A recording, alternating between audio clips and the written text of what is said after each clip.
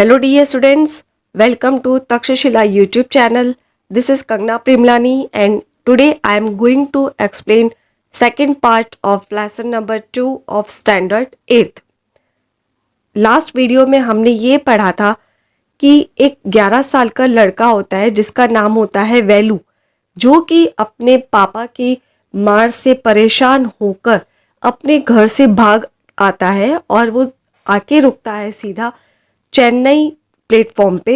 वहाँ उसे एक लड़की मिलती है जो उसे देखते ही पहचान लेती है कि वो लड़का अपने घर से भाग आया है। वो लड़की उसे ये भी कहती है कि मैं तुम्हारी मदद कर सकती हूँ तुम्हारे लिए खाना अरेंज करने में। ऐसा कह के वो वहाँ से चलना शुरू कर देती है। अब जो वैल्यू होता है वो सोचने लगता है कि अब वो करे क्या, तो फाइनली वो डिसाइड कर लेता है कि उस लड़की के पीछे पीछे जाने लगता है। यहाँ तक हमने पार्ट 1 में पढ़ा था। अब पार्ट 2 में क्या होता है, जब वो वैल्यू और लड़की दोनों जाते हैं, उसके आगे होता क्या है, let's see in the part 2। He caught up with a girl as she was leaving the station. जब वैल्यू और वो लड़की दोनों स्टेशन से बाहर आ जाते हैं, स्टेशन छोड़ देते हैं, देन आफ्टर दोनों एक साथ हो जाते हैं। When they got to the road, जब वो रोड पे आ जाते हैं, Velu found that the vehicles kept coming and never stopped for anyone. Velu देखता है कि वहाँ पे काफ़ी सारे व्हीकल की भीड़ है, बहुत ज़्यादा ट्रैफिक है, व्हीकल आ रहे हैं जा रहे हैं, लेकिन किसी के लिए वो रुकते नहीं है।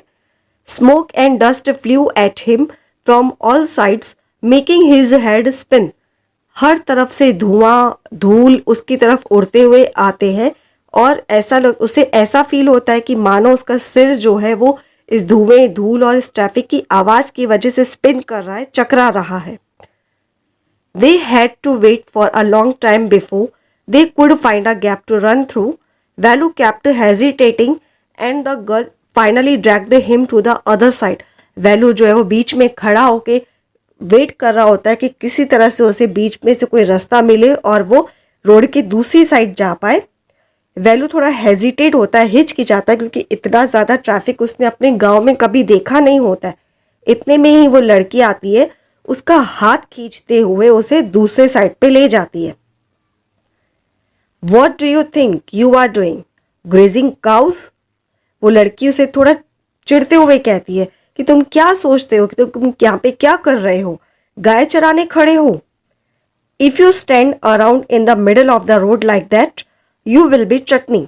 वो लड़की उसे कहती है अगर तुम इसी तरह से रोड के बीच में खड़े रहते तो तुम्हारी चटनी बन जाती, इन द सेंस कि तुम्हारा एक्सीडेंट हो जाता, तुम इन व्हीकल्स से कुचले जाते। Values heart was still beating fast.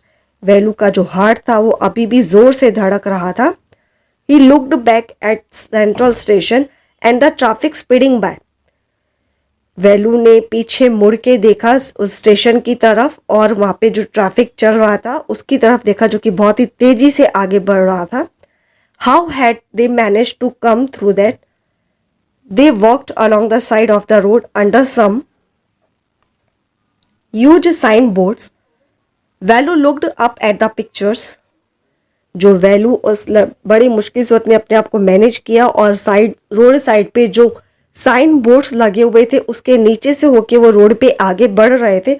Value ने जब उस साइन बोर्ड पे जो पिक्चर्स लगे हुए थे वो उनको देख रहा था। वो पिक्चर्स जो थे वो थे banians, car tyres, pens, a woman holding a box. ये सारे पिक्चर्स उसको साइन बोर्ड पे दिखाई दे रहे थे वेलू को। The writing was all in English so he did not know what it meant. उस पर जो कुछ भी लिखा था साइन बोर्ड्स पे वो सब इंग्लिश में लिखा हुआ था और चूंकि वेलू तो पढ़ा लिखा था नहीं तो वो किसी भी वर्ड को पढ़ नहीं पा रहा था, वो समझ नहीं पा रहा था कि सब क्या लिखा है। Then after the girl turn on to a wide bridge and walked up. फिर जो लड़की होती है वो एक चौड़े से ब्रिज की तरफ मुड़ जाती है और चलना शुरू करती है। Value stopped and peeped over the railing. जो वैल्यू होता है वो उस ब्रिज की रेलिंग पे आके खड़ा होता है और वहां से वो देखना शुरू करता है, नीचे की तरफ देखता है। Under him the road ran into the city. वो नीचे देखता है कि जो रोड है वो शहर की तरफ जा रहा है। In the distance he could see huge buildings and towers and more roads. कुछ दूरी पे उसे बड़ी बड़ी बिल्डिंग्स, टावर्स दिखाई देते हैं और बहुत सारे रोड भी दिखाई देते हैं। See that building with a wall around it. वो लड़की इशारा करते हुए कहती है, देखो वो बड़ी सी बिल्डिंग जिसके चारों तरफ एक दीवार बनी हुई है। If you are not careful you will soon be counting bars there. वो लड़कियों से ये समझाती है कि अगर तुम कोई अच्छा काम नहीं करोगे, तुम कुछ गलत करोगे, तो तुम उस बड़े से बिल्डिंग के पीछे दिखाई दोगी। वो उसे एक वार्निंग देती है। Then after the girl grinned and pointed at a huge building. जो लड़की उसे चेतावनी देते हुए कि तुम पुलिस के हत्थे में न चढ़ जाना, वो जेल में पहुंच जाओगे, तुम ऐसा कुछ मत करना जिससे तुम पुलिस पकड़ लो, उस बड़ी सी बिल्डिंग के पीछे डाल दे। वो उस बिल्डिंग की तरफ इशारा करते हुए कहती है लड़की। Velu squinted and read the Tamil sign Central Jail. जो वैलू होता है वो उस बिल्डिंग की तरफ देखते हुए रीड करता है। वहाँ पे कुछ लिखा होता है जो कि तमिल लैंग्वेज में होता है। वैलू उसको रीड करता है, वो लिखा होता है सेंट्रल जेल। तो वैलू को लगता है कि लड़की ऐसा क्यों बोल रही है उसको, कि क्यों पुलिस उसे क्यों पकड़ेगी, क्यों उसे जेल में डालेगी। Then after why I haven't done anything wrong. You don't have to do anything, just don't get caught, that's all.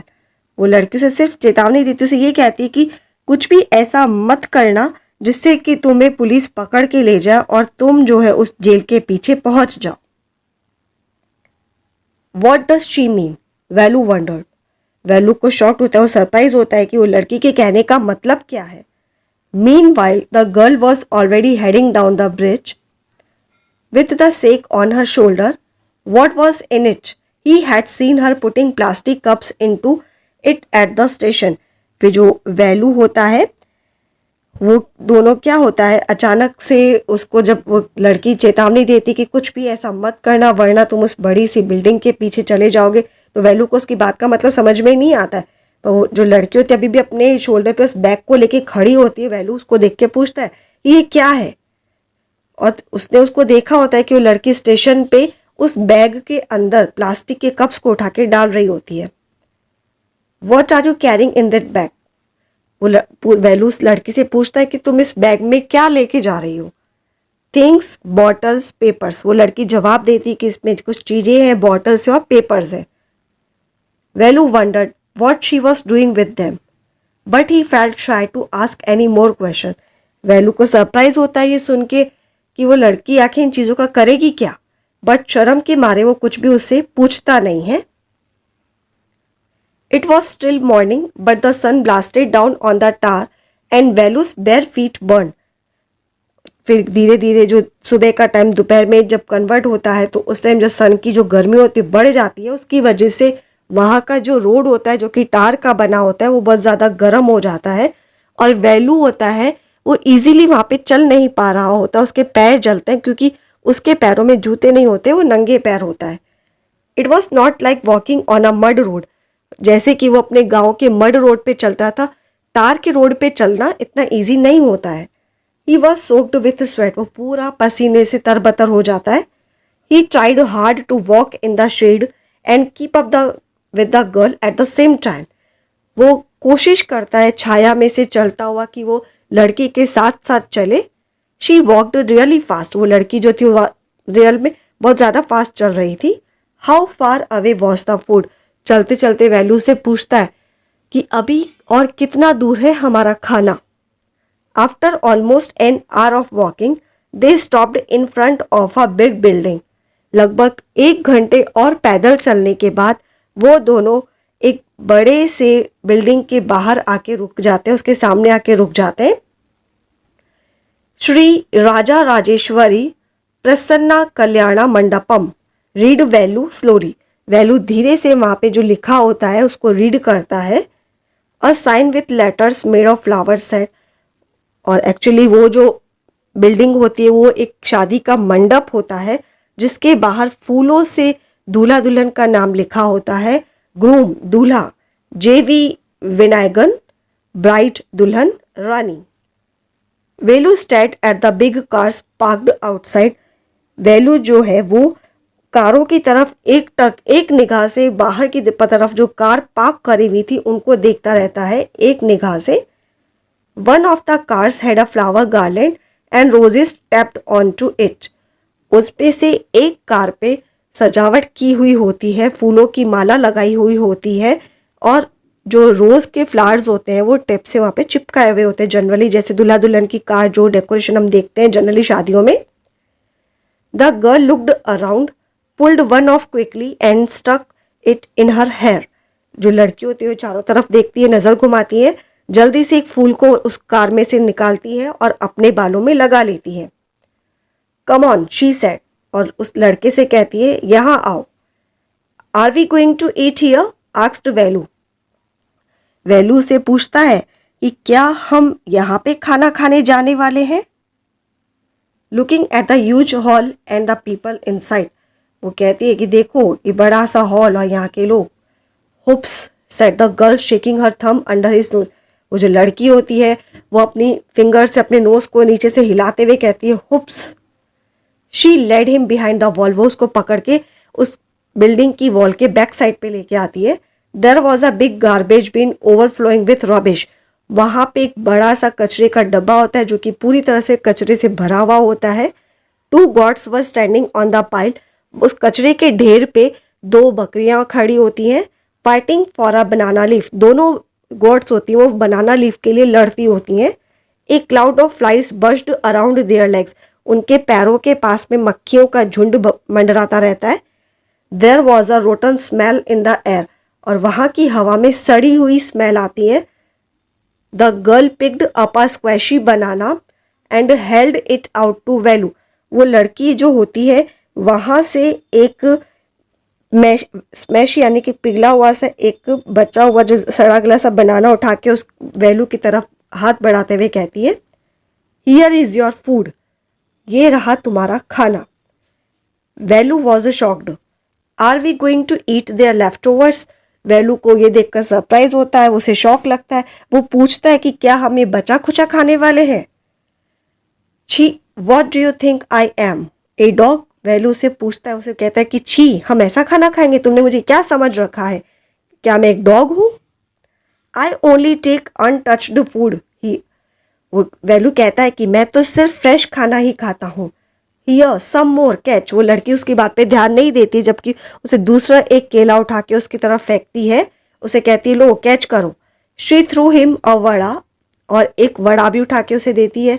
Velu looked at with it डिसटेस्ट, वेलू बहुत ही उसे बेस्वाद वाली निगाहों से उस चीज़ों को देखता है। Then after come on here eat it, वो लड़की उसे कहती है कम ऑन यहाँ आओ हीरो और ये खा लो। You think I like it, वो उसे कहती क्या तुम्हें लगता है कि मुझे ये सब पसंद है। I told you I will find you something to eat, मैंने तुम्हें कहा था कि मैं तुम्हारे लिए कुछ ना कुछ ढूंढ लूंगी खाने के लिए। Don't think I have money to buy food for you, you had better eat what you get until you have your own money.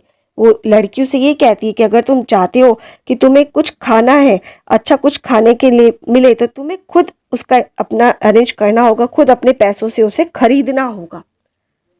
Then after Velu hesitated but his stomach squished him again, Velu थोड़ा हिचकिचाता है लेकिन फिर से उसका जो पेट होता है वो भूख के मारे आवाज करना शुरू कर देता है। He gulped down the banana and vada, वो जल्दी से वड़ा और बनाना को निगल जाता है, खा जाता है। His stomach felt better immediately, शीघ्र ही जल्दी से उसके पेट को थोड़ा सा रिलैक्स होता है। He could have eaten at least 10 times more but the girl could find only 1 more banana which she ate herself.